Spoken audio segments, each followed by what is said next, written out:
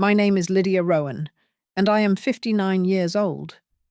If someone saw me from a distance today, hair tied neatly in its usual bun, apron still dusted with flour, hands trembling only slightly, they might think I'm a peaceful, soft-spoken woman living a normal, quiet life in a coastal town. And maybe once, years ago, that was true. But last night changed everything.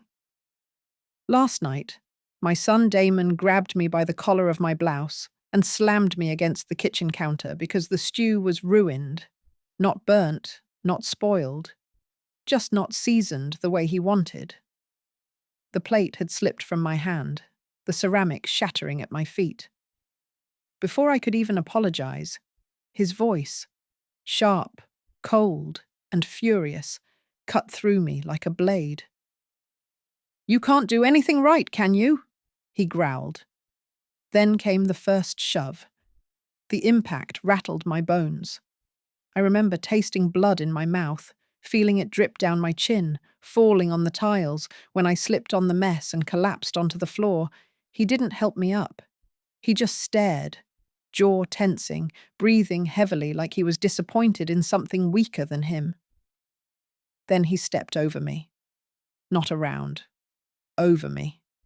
As if I was just clutter. He walked to his room, closed the door, and slept peacefully, while I sat in the dark, wiping my own blood with a kitchen towel older than he is. Today I woke up before dawn. My lip is split, my cheek swollen, and the muscles in my back throb with every breath.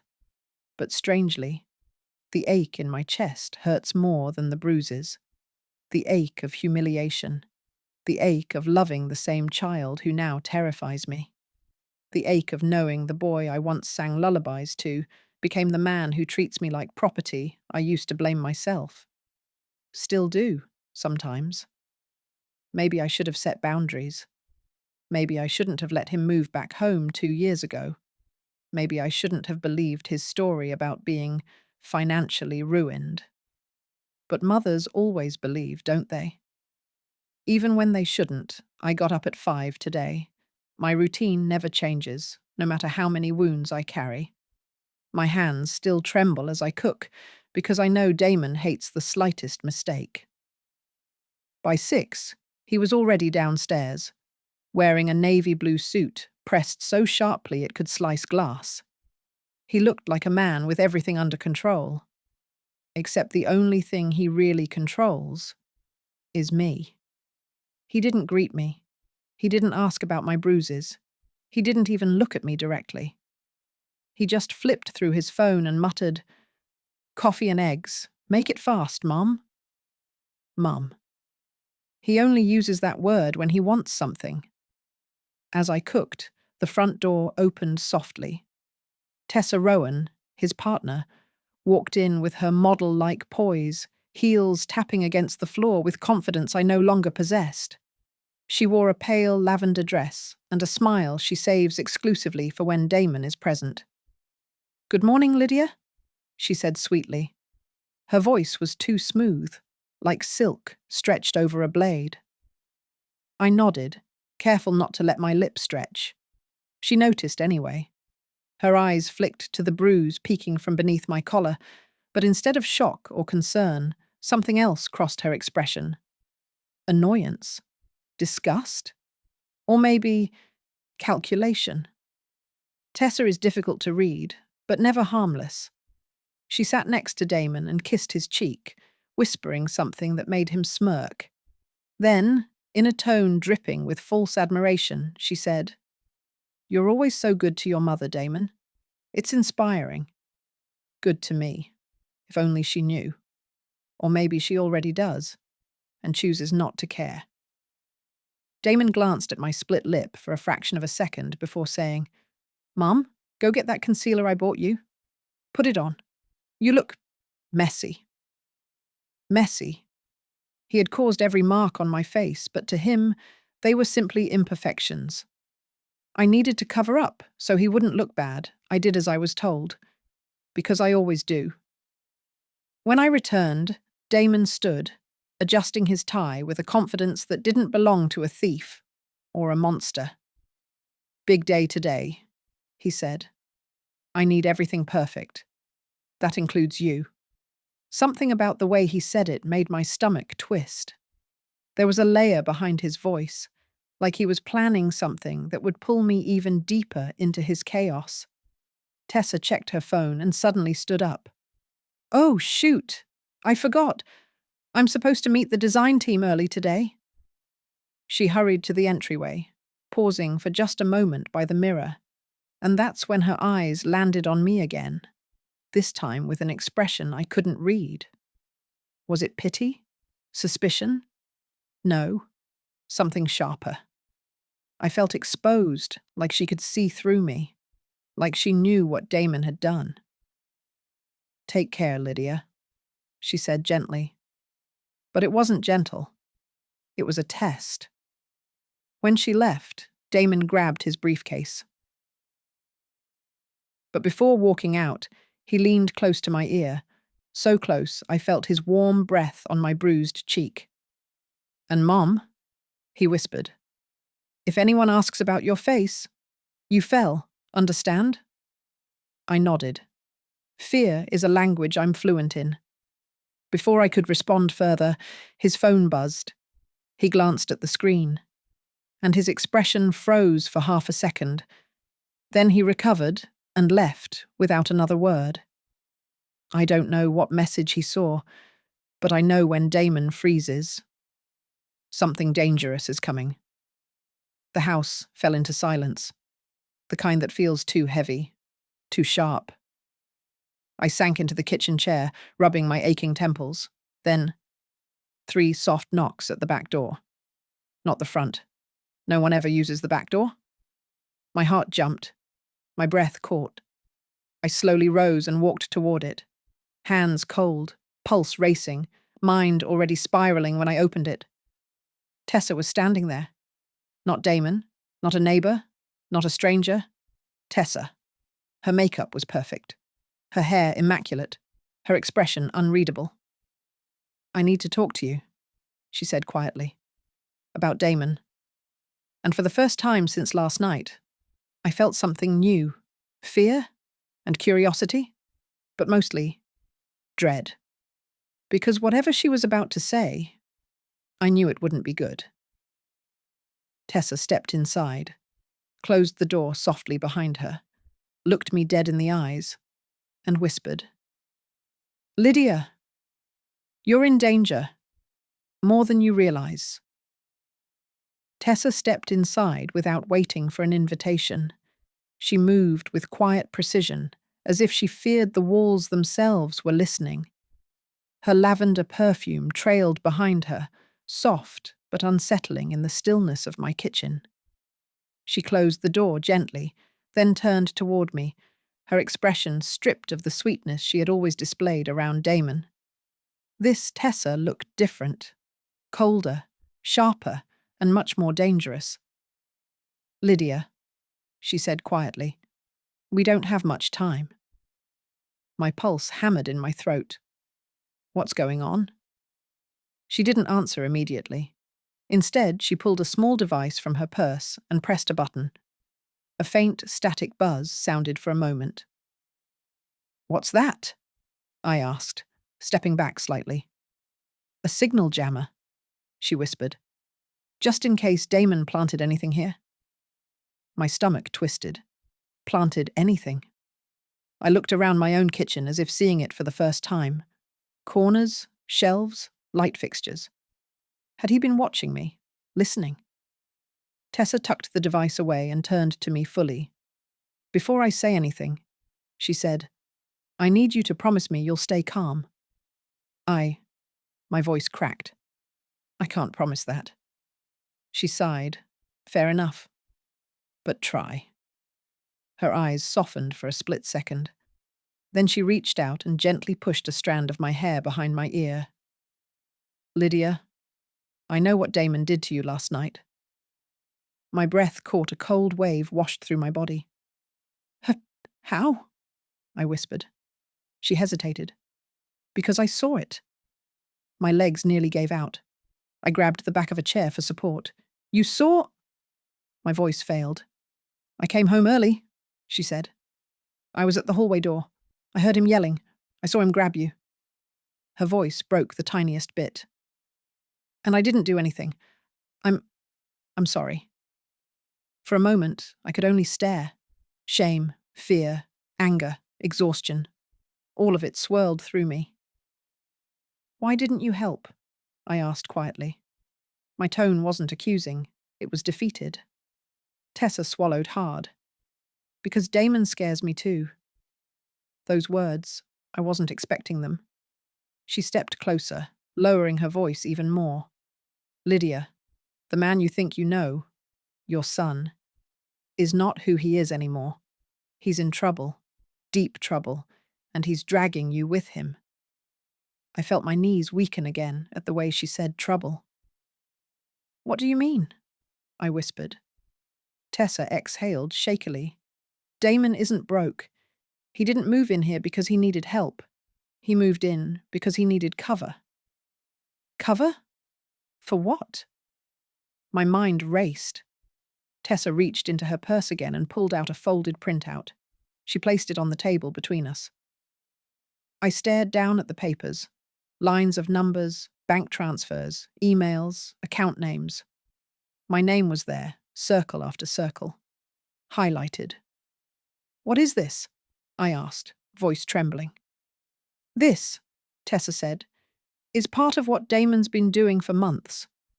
These transfers, these accounts, they're stolen data, people's information. He's moving money through your pension account so he doesn't get caught." I don't understand." "He works with a group online," she continued. "Not just fraud, something bigger. These people don't forgive mistakes. Damon owes them. A lot." I felt my insides turn to ice. "He used my account?" I whispered, "to hide money." Tessa nodded. "He forged your authorization months ago. If anyone investigates, it won't be him they blame." She paused, meeting my eyes. "It'll be you, Lydia." The room seemed to tilt sideways. Me? A criminal? Because my own son used my identity? Tessa took my hand gently when she saw the panic building behind my eyes. "You're not alone in this. That's why I came." "For help?" I whispered hopefully. Her expression darkened. "No, to warn you." She squeezed my hand tightly. "Look at me. Damon is unstable. Last week, he smashed his phone against the wall because someone called him from an unknown number. 2 nights ago, he punched a hole through the bedroom door. He's hiding something huge, something that's collapsing. And when Damon collapses..." She hesitated. "He takes people down with him." I swallowed hard. "Why are you telling me all this now?" She took a shaky breath. "Because last night, after he hurt you, he said something." "What?" "He said he's going to fix everything today. He said he has a plan." Her voice lowered to a whisper, "And he mentioned you, specifically. 'Mom will sign whatever I need,' were his exact words." "Sign? What would he make me sign?" I stepped back, dizzy. "But Tessa, if you knew all this, why didn't you go to the police? Why didn't you warn me earlier?" Tessa's jaw clenched. "Because I didn't know if I could trust you." The words stabbed deep. "And now?" I whispered. She looked at me for a long moment, eyes searching mine. Then she reached into her coat pocket and pulled out her phone. "I need to show you something," she murmured. She unlocked her screen and opened a video. The thumbnail alone made my heart slam against my ribs. It was Damon, standing in our kitchen, his face red, his hands clenched, pacing like a trapped animal. And the date stamp was from 2 weeks ago. Tessa hit play. Damon's voice exploded through the speakers. "She's useless. I should have put her in a nursing home years ago. She doesn't deserve that house. I'm the one who needs it. Everything should be mine." I covered my mouth with trembling fingers. He threw a glass against the wall in the video, exactly where I stood now. Then his voice dropped to a chilling whisper. I swear, the second she gets in my way, I'll make sure she never does again. The video ended. I stared at Tessa, my vision swimming. Why would you record this? I breathed. Because, Tessa said, her voice turning steely, I'm protecting myself, and now, I'm protecting you too. She put her phone down. Hear me carefully, Lydia. Damon isn't just dangerous, he's desperate, and desperate men make deadly decisions. My legs went weak. I grabbed the counter to steady myself. Where is Damon now? I whispered. Tessa swallowed, her face paling. That's the problem, she said. He left this morning after getting a message from someone. Someone he seemed afraid of. Her lips trembled before she added, and I think he's coming back with a plan one that involves you. My heart thundered in my chest before I could ask another question. A loud knock echoed at the front door, hard, unmistakable like a fist hitting the wood. Tessa and I froze. Another knock, this one louder. Then a voice. Lydia Rowan? It wasn't Damon. It was a man's voice, firm, official. This is Detective Holden Price. I need to speak with you immediately. Tessa's eyes widened. She grabbed my wrist. Don't open that door, she whispered, because if a detective is here, it's already begun. On the other side of the door, Detective Holden Price called my name again, and the terror in Tessa's eyes told me one thing. Whatever Damon had done, the countdown had started. The knocking grew louder, 3 sharp, deliberate strikes that made my heart lurch into my throat. The air in the kitchen thickened. Tessa and I stared at each other, frozen, like 2 animals sensing a predator nearby. Don't open it, she whispered urgently. Her grip tightened on my wrist. But the man outside called again, louder this time. Mrs. Rowan? Lydia Rowan? This is Detective Holden Price from the State Financial Crimes Division. I need a few minutes of your time. My breath hitched. Financial Crimes Division? Tessa's eyes widened in alarm. That's Damon's mess, she murmured. It's happening faster than I thought. I swallowed hard. Shouldn't I talk to him? I haven't done anything wrong. Tessa shook her head vigorously. You think innocence protects you. Damon's been laundering money through your accounts. Your name is all over the transfers. To them, it looks like you're involved. The room spun. I clutched the table to steady myself. Another knock. Calmer now, almost patient. Mrs. Rowan, I'm not here to arrest you. I just need to talk. That sentence did nothing to calm my nerves. Tessa leaned in close, lowering her voice to a whisper sharp enough to cut glass. If we open that door right now, without knowing what Damon has already told them, you could be arrested as an accomplice. My knees nearly buckled. Arrested. Me? For crimes I didn't even understand? Okay, I breathed shakily. What do we do? Tessa stepped closer, eyes darting around like she was piecing together a strategy right there in my kitchen. You let me talk, she whispered. Don't say anything unless absolutely necessary. And whatever you do, don't sign anything. Before I could respond, the knocking came again, gentler this time. Mrs. Rowan, I know you're inside. I just want to clear up a few things. My heart pounded louder than his voice. Tessa took a breath and nodded toward the hallway. Go, slowly. And remember, stay calm. I forced my trembling legs forward, each step feeling heavier than the last. The house seemed painfully quiet. Every creak in the floorboards echoed like a scream. When I reached the door, I hesitated. Breathe, Lydia. Just breathe. I opened the door an inch. Detective Holden Price stood on my porch, a tall man in his early 50s with greying hair and calm but assessing eyes. He held a folder in one hand and an ID badge in the other. "Mrs. Rowan?" he asked gently. I nodded. "May I come in? I have some urgent information regarding your son." "Damon." My stomach twisted painfully at the sound of his name. Before I could answer, Tessa appeared behind me, her voice smooth and polite. "Detective Price." "I'm Tessa Rowan, Damon's partner. Come in. We were just talking." He studied her for a moment, as if mentally cataloguing her presence, her tone, her posture.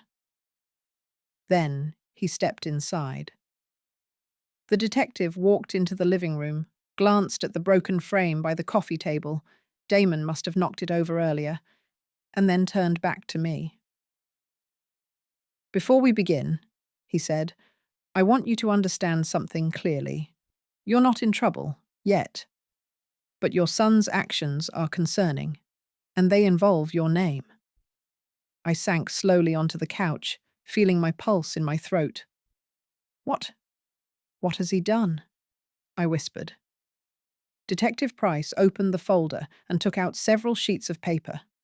Copies of transactions, email records, and screenshots.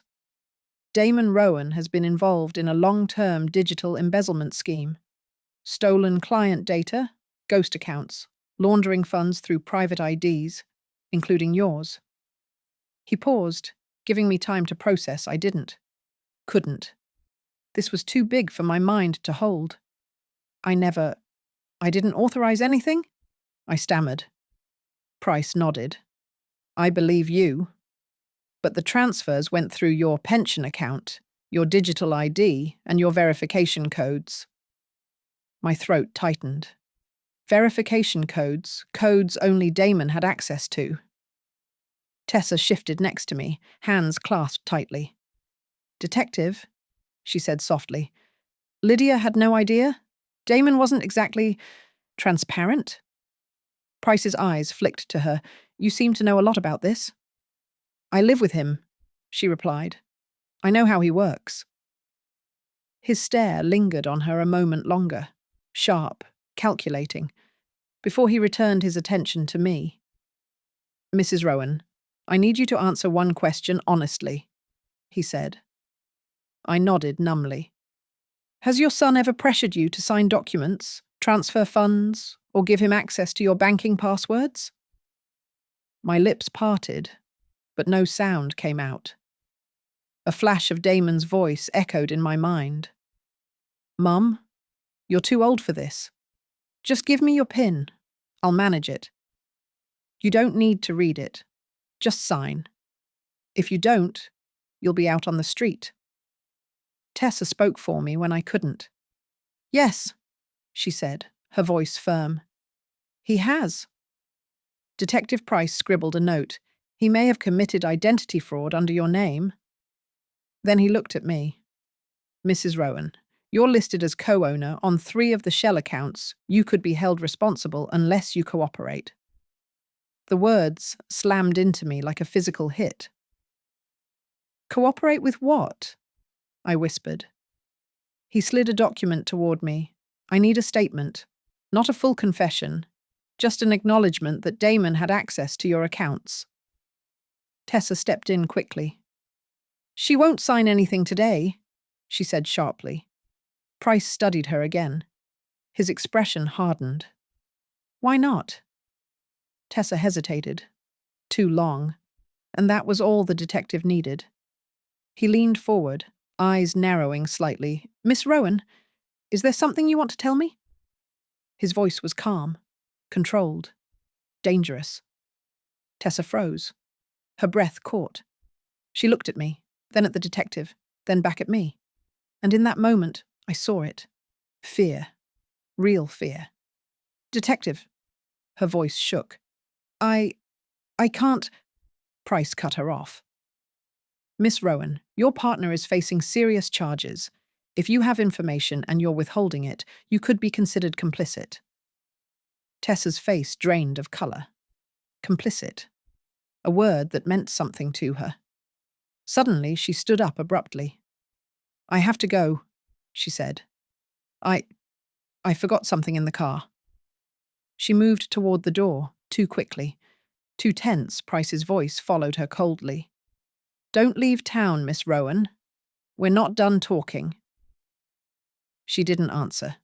Just slipped out the door, her heels clicking rapidly down the steps. The detective sighed and turned back to me.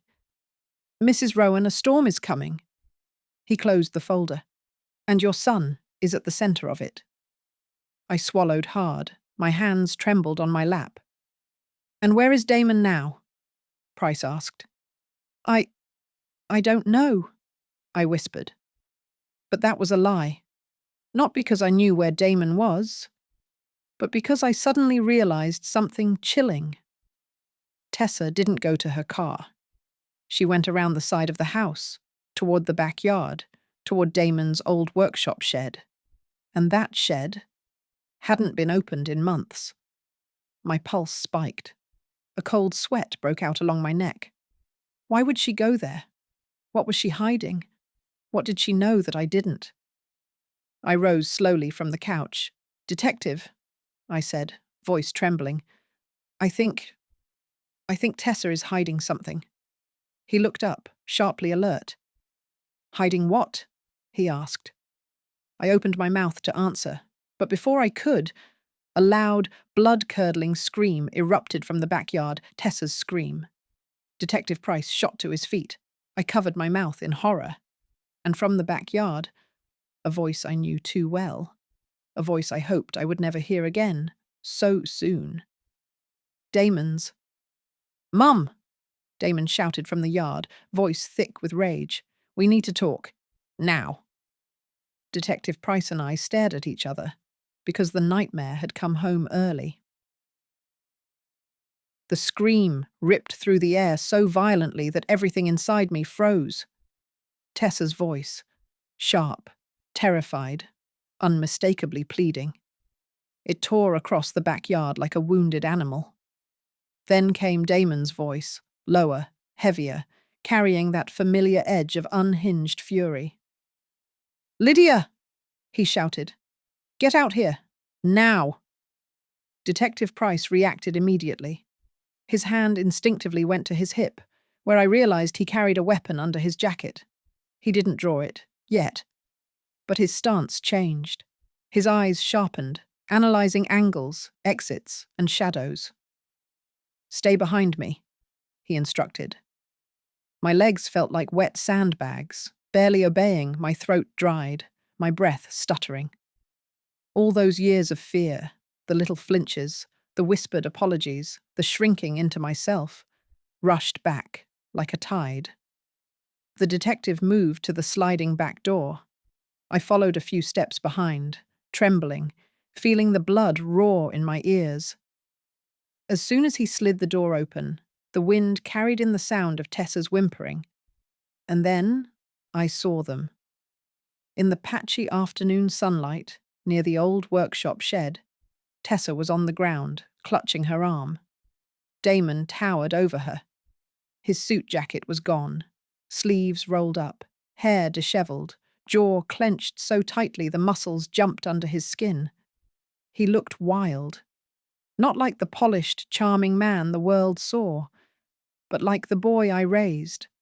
The one who used to smash toys when frustrated, who threw tantrums that could shake the walls, who grew into a man whose anger only sharpened and sharpened with age.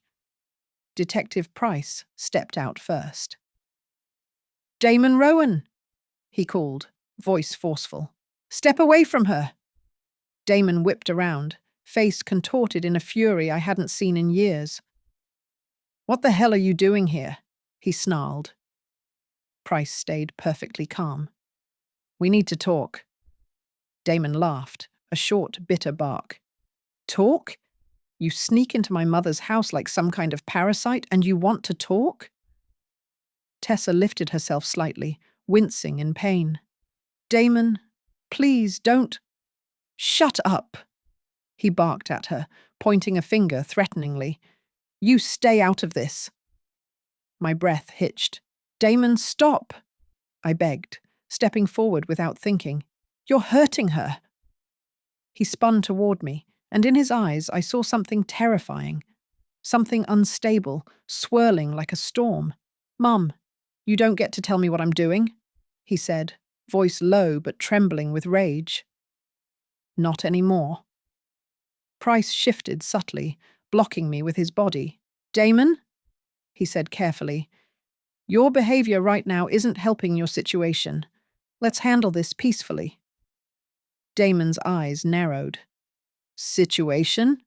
He repeated. Oh, I know my situation, detective. Trust me. He jabbed a finger at Price. But you don't know a damn thing. He took a step closer, and Price subtly widened his stance. Ready, but still not drawing his weapon, Damon's voice dropped, quieter but far more dangerous. Let me guess. You told my mom some bullshit story about stolen money and accounts and transfers, right? Price kept his expression unreadable. Damon smirked. Figured. You investigators always show up pretending you're here to help. Newsflash. Nobody in this world helps without wanting something. His gaze flicked to Tessa on the ground. And some people pretend to help while stabbing you in the back. Tessa's voice cracked. Damon, please, I wasn't... He lunged toward her, and Price immediately stepped forward, hand flying to his holster. That's enough, the detective barked. Damon stopped mid-step, chest heaving, breathing ragged and uneven. He clenched his fists at his sides, but didn't move toward Tessa again. Price lowered his voice. Your neighbors could hear you. Your mother is terrified. You're cornering yourself. Don't make this worse. Damon let out another brittle laugh. Worse? You think this is the worst of it? He raked a hand through his hair, pacing in agitated circles. You don't understand, he muttered. None of you understand what's actually going on. Price watched him carefully. Then help me understand. Damon's pacing stopped. He looked at me. Only me. His eyes softened for the briefest moment, like the little boy who used to bring me seashells from the shore, but that softness cracked apart instantly, replaced by something like fear. Desperate, volatile fear. Mom, he said, voice shaking, I need you to listen to me carefully. I took one step forward before Price gently held me back. Damon? I whispered. Tell me what's wrong. He swallowed hard. They're coming for me, he said. And if I don't fix things today, everything falls apart for all of us. My skin prickled. Who's coming? Price asked sharply. Damon's gaze flicked to him, cold and defiant. Not your business. But Tessa's weak voice rose from the ground, trembling. It's the people he worked with. Her eyes filled with tears. They warned him. Damon, tell them, tell her, before it's too late. Damon spun toward her with explosive fury. Don't you dare! The force of his shout echoed off the shed walls, sending a flock of birds scattering from a nearby tree. Price stepped forward again. Damon, he warned, you're coming dangerously close to threatening a witness. A witness? Damon sneered. She's not a witness. She's a snake. Tessa flinched visibly. Damon pointed at her with shaking hands. She recorded me. She's been spying on me for weeks. I found the files last night. My heart stopped. Tessa had told me she recorded him. But she hadn't told me Damon knew. You betrayed me, Damon hissed. Both of you did. Both? My body turned to ice. Damon's gaze snapped back to mine, wild, betrayed, wounded in a way that made him even more dangerous. You talked to him, he said quietly, gesturing at the detective. You told him everything. No, I didn't. I whispered. I didn't say anything. Liar! He roared. I stumbled back. In one sudden movement, too fast for my mind to follow, Damon reached into his coat pocket. Price reacted instantly. Damon, don't... Damon pulled something out. A folded document. Papers. He threw them toward me. They scattered across the grass like white feathers. Sign them, he commanded. Right now. Price stepped in front of me. She won't sign anything. Damon's face twisted in rage. It's her house. Her account. If she signs, this all disappears. Tessa let out a broken sob. Damon, please, she whispered. Don't do this. You're scaring her. He whirled toward her again, eyes blazing. I'm scaring her. You think I am the problem? He pointed at me, voice cracking under some unbearable weight. She created this. She raised me this way. She made me depend on her. The words hit like a punch to the gut. Price's voice cut through sharply. Damon Rowan, he said, step away from them. Consider this a lawful order. Damon's chest heaved. He stared at Price, then at Tessa, then at me. His breathing grew ragged. Fine, he whispered. You want to see what happens when everyone betrays me? He slowly reached into his other pocket. Price immediately drew his weapon and aimed, hands where I can see them. But Damon wasn't listening. He pulled something out. Not a gun, not a knife, a cell phone. He turned it on.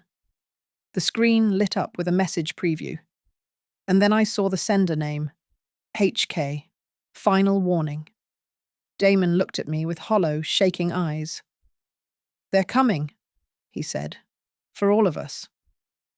Before anyone could react, the phone burst into loud, shrill ringing. Damon answered. He put it on speaker. A distorted voice crackled through. You're out of time. Damon's face went white. The detective's stance stiffened.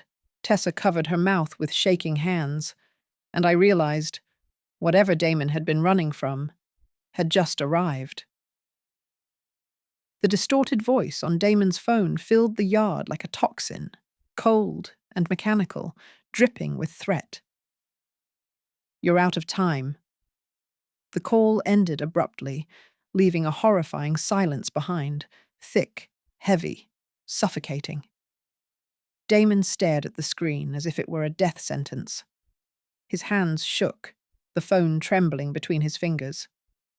Detective Price took a slow step forward. Who was that? He asked, voice low and firm. Damon didn't answer.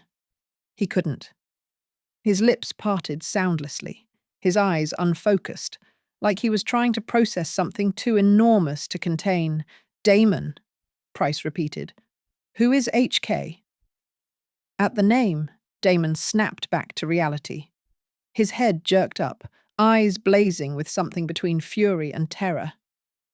You don't get to ask questions, he spat. You don't even know what's happening. Then his gaze flicked to Tessa, still on the ground, holding her injured arm, mascara streaking down her cheeks. And you, he hissed. You knew this was coming, didn't you? Tessa shook her head desperately. No, I didn't know they'd threaten you. Damon, I swear. He took a threatening step toward her. Price moved fast, stepping between them, hand still on his holster. That's enough, the detective warned. You take one more step, and this becomes a different situation. Damon laughed, a high-pitched, unstable sound that sent goosebumps crawling up my arms. A different situation? He mocked. Oh, detective, you have no idea how different this already is. He spun around suddenly and kicked the side of the workshop shed, leaving a deep dent in the metal.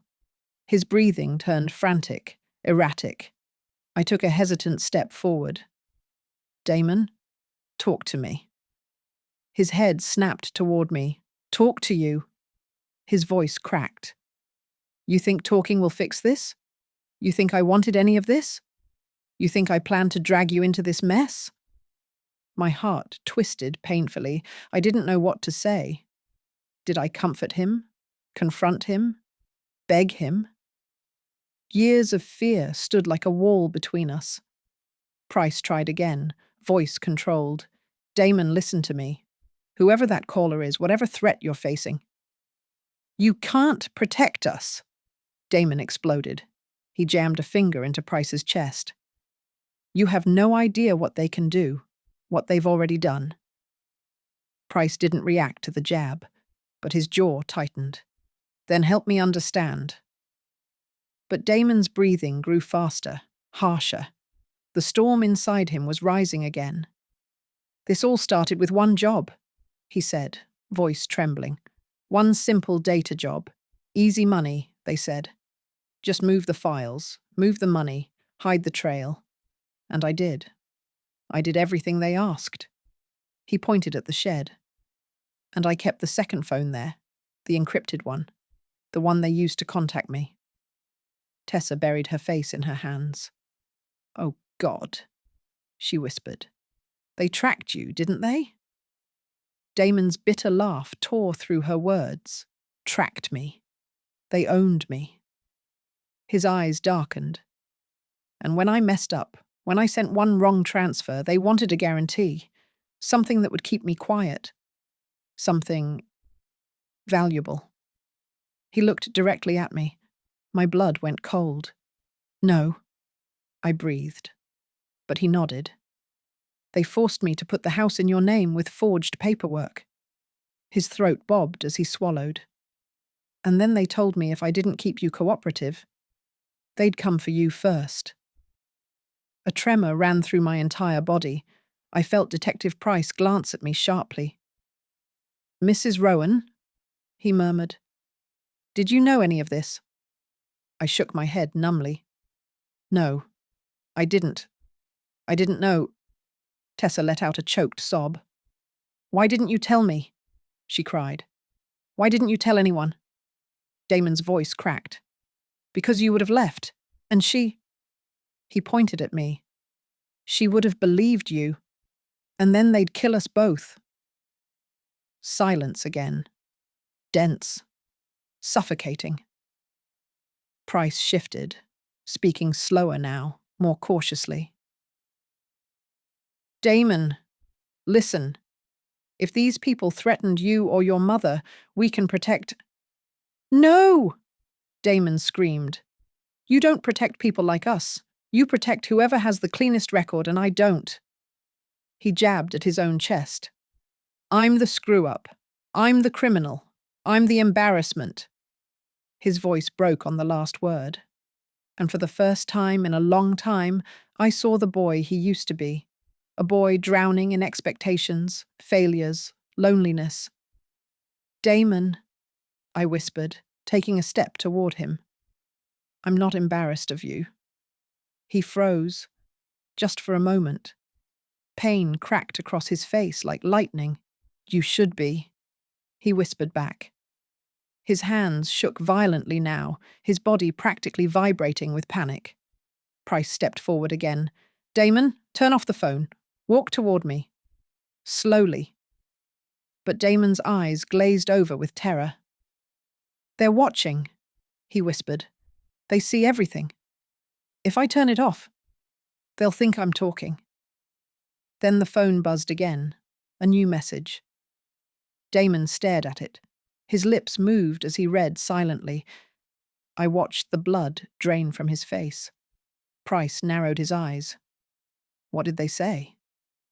Damon didn't answer. He just raised the phone and turned the screen toward me. One sentence. 6 words. Shattering. The mother signs today, or else. My knees buckled. A strangled gasp broke from my throat. No, I whispered. No, Damon, please. He grabbed my arms, shaking, voice cracking in desperation. Mom, you have to sign. You don't understand. They'll hurt you. They'll hurt all of us.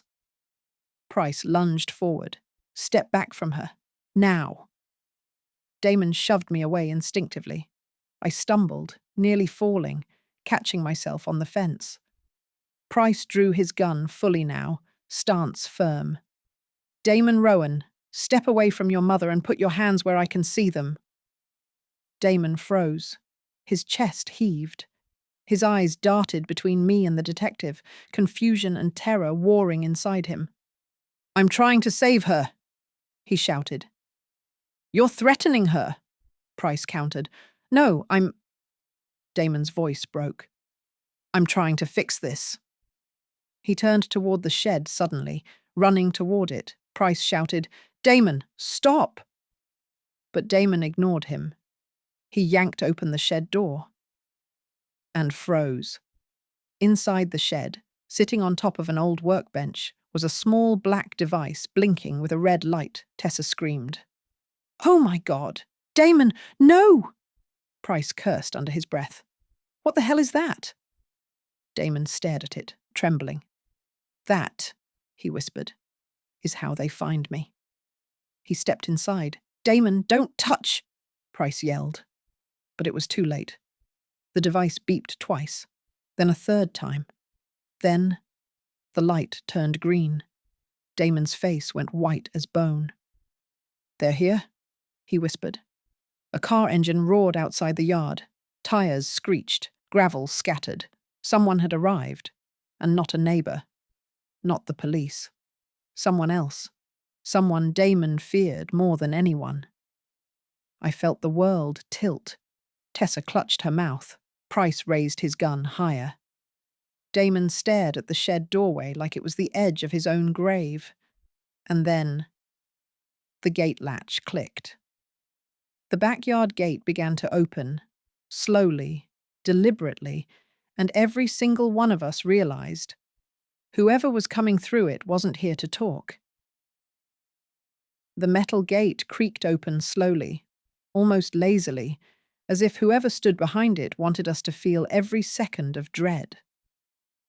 Damon stiffened like prey, sensing a predator. Tessa choked on a sob. Detective Price adjusted his stance, gun raised, posture locked into silent readiness. I couldn't breathe. The gap widened, just enough for a figure to slip through. A man stepped inside, tall, lean, dressed plainly in a grey jacket and dark jeans. His presence radiated an eerie calmness, almost polite, but the stillness in his eyes froze my blood solid. He closed the gate behind him with deliberate care, and then he smiled. Not wide, not kind.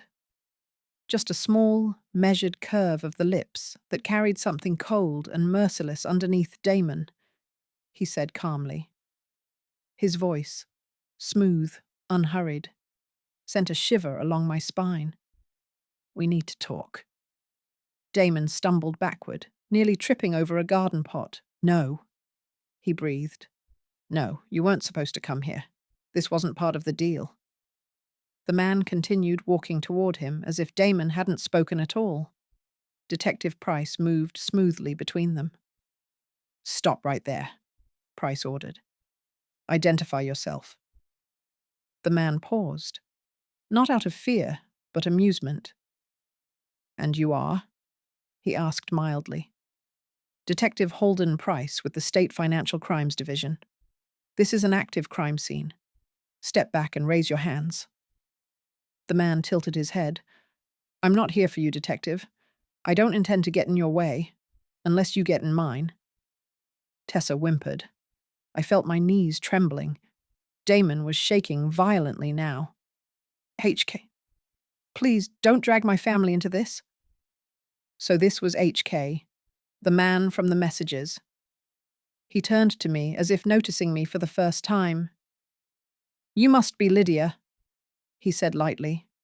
Damon's mother. My heart dropped like a stone. Hearing my name in his mouth felt like a threat. I have no business with you, he continued. Not yet. His eyes flicked to Damon. That depends on your son. Price stepped forward, unflinching. Sir, I won't repeat myself. Step away and raise your hands. HK looked at Price's gun, then at Price himself, analyzing him like a puzzle. You won't shoot me, he said simply. And why's that? Price asked. Because you're here to handle Damon. I'm here to handle the people Damon crossed. Our interests may conflict, but they don't have to. Price didn't lower his weapon. Hands up, he repeated. A brief smile crossed HK's face, one that didn't reach his eyes. You really want me to do that? Before Price could react further, Damon suddenly yelled, Stop! Please, just stop! This has nothing to do with her. Leave my mother out of it. HK raised an eyebrow. So now you're protecting her? Damon swallowed, staring at me with broken, tear-flooded eyes. She didn't know anything, he whispered. She didn't deserve any of this. HK sighed, almost disappointed. That's the problem, Damon, he said. You've said that before. Every time you mess up, you claim you're doing it for family, but you haven't protected anyone. Not your partner, not your mother, not even yourself. Damon's breath came in ragged bursts. I can fix it, he insisted. I can fix everything if you give me a few more days. Days? HK echoed. He chuckled softly. Damon, we gave you months, and you still managed to bury yourself. Price stepped forward again. That's enough. Step away or… HK's eyes flickered toward Price, sharp and cold. Detective, I recommend you stay out of this. This isn't your world. Price lowered his stance by a fraction, but not the gun. That's exactly why I'm stepping in, he said. HK regarded him for a long, evaluating moment. Then he shrugged lightly and looked back at Damon. You owe a lot of money, more than you can repay, and the people above me are not patient. They want results today. Damon shook his head frantically. I'll pay it. I'll get it. Just don't involve her. HK raised a hand, silencing him. You misunderstand, he said. We're not here for your mother. We're here for the signature. Once she signs the property transfer, we get leverage. Then your debt is considered manageable? Price's voice sharpened. You're trying to coerce a fraudulent deed transfer. HK smiled. Such harsh legal vocabulary, I prefer enforcing a mutually beneficial arrangement. I felt sick. HK turned toward me again. Lydia, correct? His tone almost gentle. My associates need your signature on a few forms Damon failed to acquire willingly. Failed to acquire? He meant Damon tried to force me before my stomach churned. I'm not signing anything, I whispered. HK sighed as if I were being unreasonable. Please reconsider. I said no. My voice cracked, but the word hung strong in the air. Something dark flickered in HK's eyes. Not anger, not surprise, certainty. Then I'm afraid this becomes unpleasant. Price moved instantly. Don't take another step. His gun pointed directly at HK's chest. HK stopped, but didn't raise his hands. You won't pull that trigger, he said calmly. You want to test that theory? Price asked. A tense silence fell. Even the wind seemed afraid to move. Tessa whimpered again, clutching her injured arm. Damon looked between all of us, panic spiraling fast. Wait, everyone just stop, he shouted, voice cracking. I can fix this. I'll pay, I swear I'll pay. HK's expression hardened. No, Damon, you can't. He stepped back, not toward Damon, not toward Price, but toward me. Price reacted instantly. He lunged forward, grabbing HK's arm and shoving him back. Last warning, Price snapped. You come near her again, and I will shoot. HK remained eerily calm. You're making a mistake, he murmured. No, Price replied. You made one when you stepped into this yard. Damon suddenly screamed, Stop! Everyone froze. His voice. It wasn't angry. It wasn't panicked. It was broken. He was crying, silent tears rolling down his face. "I didn't mean for any of this to happen," Damon whispered. "I never wanted them to come here. I never wanted you involved." He looked straight at me. "Mum, I'm so sorry." Before I could speak, HK's phone vibrated. He checked the screen. His expression changed. For the first time since entering the yard, HK looked genuinely tense. He lifted his gaze slowly. "Detective," he said, voice suddenly serious. "We may need to pause this conversation." "Why?" Price snapped. HK stepped back toward the gate, scanning the street beyond. "Because," he said quietly, "my message wasn't the only one sent." "What does that mean?" Damon asked shakily. HK didn't look at him. Instead, he looked at me. And his next words turned my blood to ice.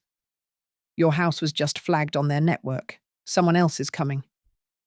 Before I could react, before Price could ask, before Damon could speak, a second car engine roared outside, another set of tires screeched, another door slammed, and then a new voice shouted from the street.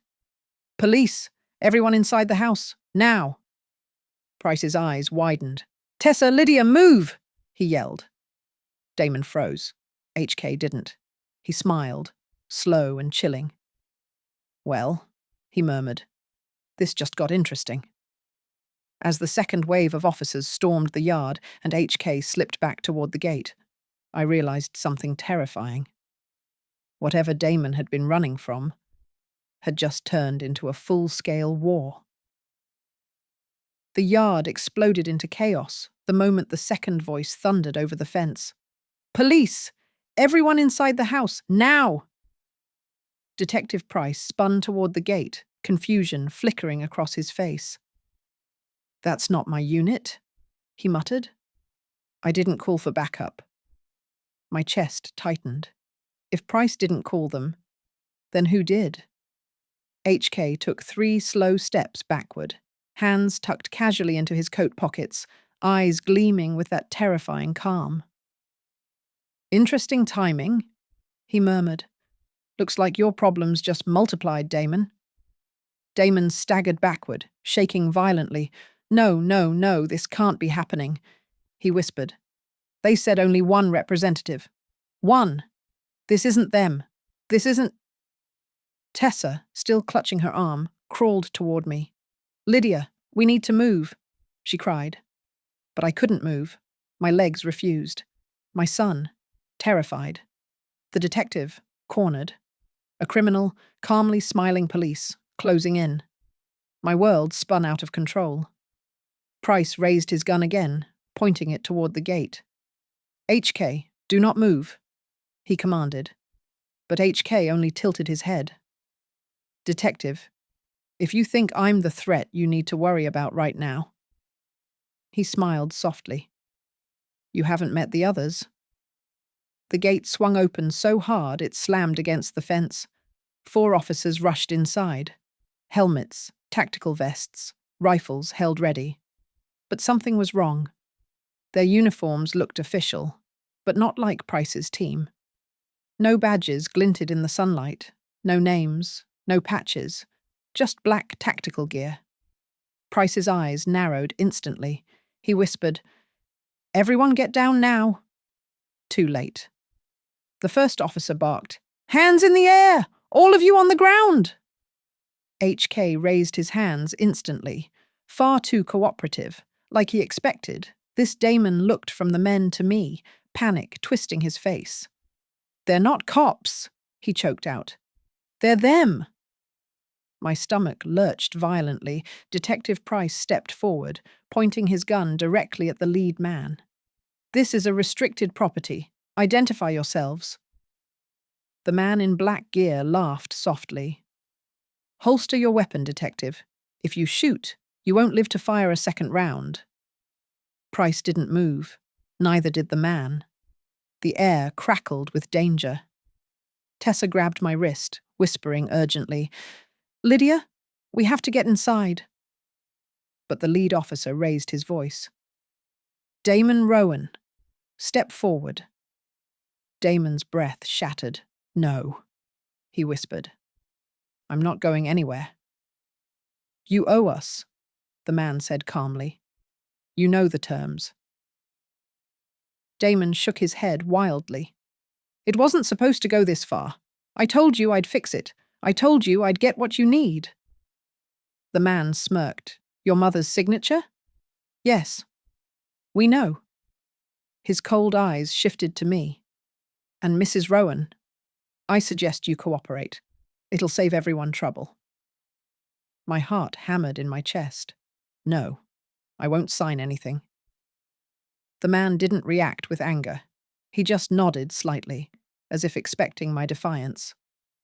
Understood. Then he raised 2 fingers. Another officer stepped forward, carrying something metallic. Damon went pale. No, don't, please. But the officer didn't wait. He tossed the object at Damon's feet. It clattered loudly on the ground, a stun cuff, heavy, military grade. Put it on, the man commanded. I'm not your prisoner. Damon yelled. HK sighed softly. You really think you have a choice? Price stepped in front of Damon. That's enough. Step back or I'll… Shoot? The man finished. Go ahead. See how fast you get buried. Tension coiled through the air like a snake ready to strike. Detective, HK said quietly, you're outnumbered, outgunned, and out-authorityed. I recommend standing down, unless you're ready to die for these people. Price's jaw clenched. He didn't lower his gun, but he didn't fire either. The lead man motioned again. Damon, cuff. Now. Damon's lips trembled. He stared at the cuff like it was a death sentence. I can't, he whispered. Please, don't do this. I'll get the money, I promise. Just give me time. The man took 1 step toward me. If you won't cuff yourself, he said softly, we take your mother instead. My blood ran cold. Damon's entire body jolted. No! He screamed, voice cracking. Leave her out of this. She didn't do anything. The man shrugged lightly. She didn't stop you either. He reached into his belt holster, and Price immediately moved. Drop it! The detective roared, his gun aimed squarely at the man's chest. But the 3 other officers raised their rifles instantly, pointed at Price. In a single breath, Price was surrounded. Tessa whimpered. I couldn't even breathe. The leader raised his chin at Damon. Last chance, boy. Damon shut his eyes tight. His shoulders shook once, twice. Then he bent down, picked up the stun cuff, and locked it around his wrist with a trembling hand. A sharp click echoed. The device lit up red. Damon flinched. His breath cracked in a sob. Satisfied, the leader stepped back. Good. Now we take him. Price's voice thundered. You're not taking him anywhere. The leader rolled his eyes and motioned to his men. You 3, secure the mother. If she won't sign willingly, we'll take her and the boy both. Every drop of blood in my body ran cold. Tessa squeezed my arm so hard her nails dug in. Lydia, run! She screamed. I tried, but my feet refused. Fear nailed me to the ground. Price lunged, shoving one of the men aside. Get back! I said stay away from her! 2 rifles pointed at his head instantly. Damon staggered forward, cuff sparking faintly. Stop! Stop! Please! She didn't do anything. Take me, just me. But they didn't listen. 2 officers moved toward me. I stumbled back, breath shattering. No, no, please, no, don't touch me. I choked. One grabbed my wrist. His grip was iron. Tessa screamed again. Let her go. She grabbed a broken garden stake and tried to swing it, but an officer shoved her hard to the ground. She hit the dirt with a cry. Everything spiraled. Damon screamed. Price shouted. Tessa sobbed. HK watched, expression unreadable, and the officer holding me pulled out a black binding strap, reaching to fasten it around my hands. "No," Damon roared. He lunged forward, despite the stun cuff, desperation twisting his face. The lead man motioned. One of the officers raised his rifle, aimed straight at Damon's chest. "No!" I screamed. Everything froze. That single second lasted a lifetime. And then a gunshot exploded across the yard. But it wasn't from the officers. It wasn't from Price. It came from the house. All of us turned. And standing in the doorway with shaking hands and tears streaming down her face was my daughter, Mara, the daughter who left years ago, the daughter who hadn't spoken to me in ages, the daughter I thought I'd lost forever. She held a pistol in both hands, aimed at the officer holding me. Her voice trembled, but her aim didn't. "If anyone touches my mother again," Mara said, "they die." Everything stopped, absolutely everything. The officers, the criminals, the detective, Damon. Every face in that yard turned toward Mara. And I realized the past I had run from had just walked back in carrying a gun.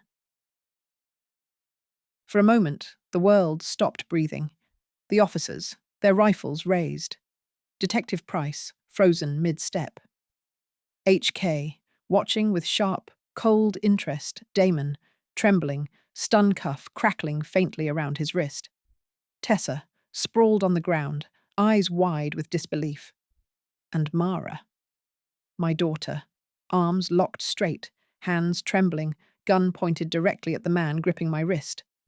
"Mara," I whispered, barely able to form her name. She didn't look at me. Her eyes stayed locked on the officer. "Let her go," she said again, voice low, but deadly. The officer hesitated, not because of fear, but because he was calculating. HK turned slightly, intrigued. "So the prodigal daughter returns?" he murmured. Price moved first. He lifted one hand slowly, calm, controlled. "Mara," he said gently, "put the weapon down. If you shoot—" "If he doesn't let go," she interrupted, "I will." I had never heard my daughter speak like that, steel under fire, resolve forged in pain. "Mara, sweetheart, please," I begged. "It's dangerous. You don't understand what's happening." Her eyes flicked toward me at last, and in them I saw something that broke my heart, guilt, regret, and a raging promise. "I am not leaving you again." The officer holding me tightened his grip, testing her reaction. "Wrong move," Mara exhaled shakily. "One more second," she warned, "and I'll drop him." HK raised a brow, amused. "She's serious." The lead man nodded subtly at his subordinate, a silent order. The officer released me. I stumbled back, nearly collapsing. But Mara dropped the gun with one hand and steadied me with the other, keeping the weapon aimed with frightening precision. "Mara," I whispered, tears burning my eyes. "You're here. You're really here." Her jaw clenched. "I should have come sooner, Mum. I should have never left you." Before I could speak, the lead man stepped forward. "Cute family moment," he said dryly. "Now step aside. We're taking Damon." "No," Mara snarled. Damon's breath hitched. "Mara, you came for Mom?" His voice cracked like a child's. Mara didn't look at him. "I came because this family has been bleeding for years," she said, "and I'm done watching it." The officer growled. "Last warning." Detective Price cut in sharply. "Don't even think about it. You're not taking anyone without going through ME first." He lifted his gun again, aim steady, despite being outnumbered. The lead man scoffed. "You'll lose." Price didn't blink. "Maybe." Then his voice dropped to something colder.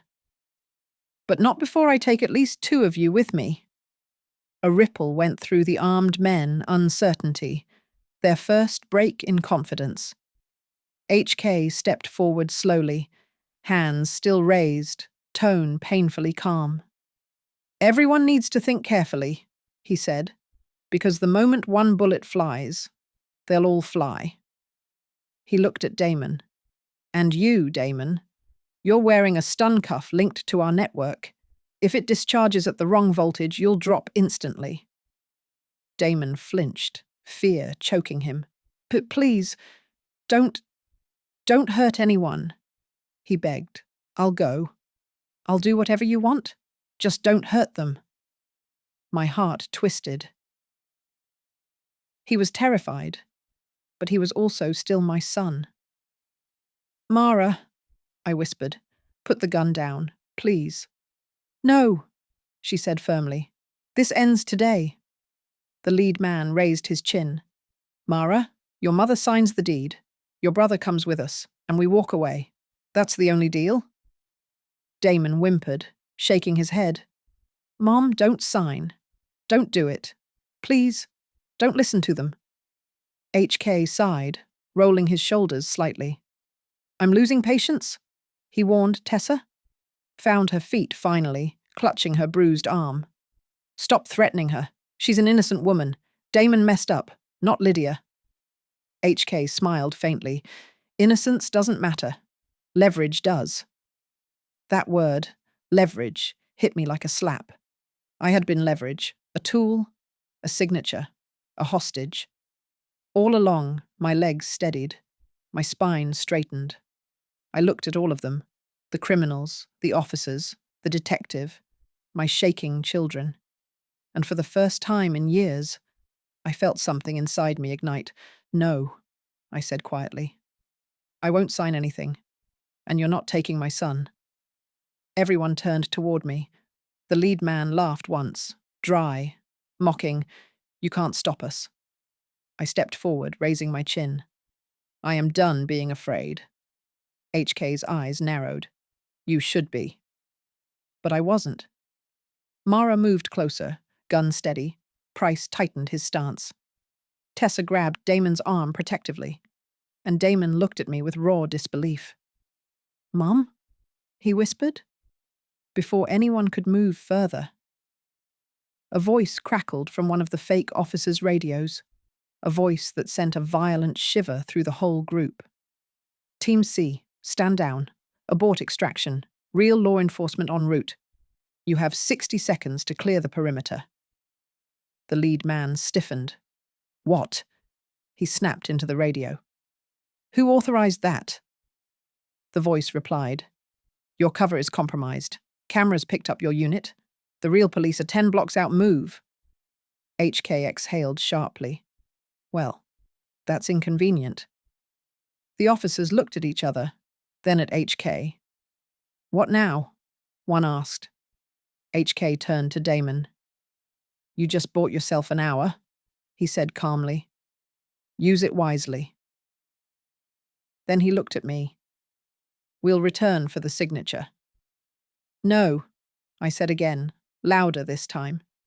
He smirked. We'll see. Without another word, the armed men filed quickly toward the gate. HK was the last to leave. He paused beside Damon. Enjoy your borrowed time, he whispered.